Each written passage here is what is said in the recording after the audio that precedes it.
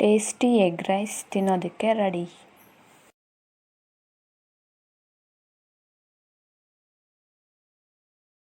Yummy yummy egg rice recipe.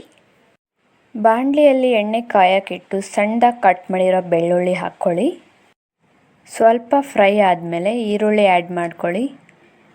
ಶುಂಠಿ ಬೆಳ್ಳುಳ್ಳಿ paste 1 spoon ಹಾಕಿ ಹಸಿ ವಾಸನೆ ಹೋಗೋವರೆಗೂ ಫ್ರೈ ಮಾಡಿ.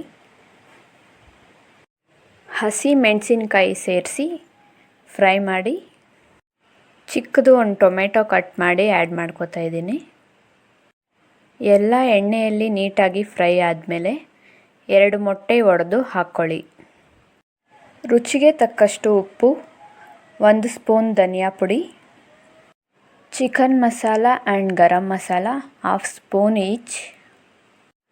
ಮೊಟ್ಟೆ ಎಲ್ಲ ಚೆನ್ನಾಗಿ ಬೇಯೋವರೆಗೂ ಫ್ರೈ ಮಾಡಿ. ಎಲ್ಲ ಚೆನ್ನಾಗಿ ಮಿಕ್ಸ್ ಮಾಡಿ. ಅರ್ಧ ಸ್ಪೂನ್ ಖಾರದ ಪುಡಿ ಆ್ಯಡ್ ಮಾಡ್ಕೊಳ್ಳಿ. ಎಲ್ಲ ಚೆನ್ನಾಗಿ ಫ್ರೈ ಆದಮೇಲೆ ಅನ್ನ ಸೇರಿಸಿ ಚೆನ್ನಾಗಿ ಮಿಕ್ಸ್ ಮಾಡಿ. ಟೇಸ್ಟಿ ಎಗ್ ರೈಸ್ ತಿನ್ನೋದಕ್ಕೆ ರೆಡಿ.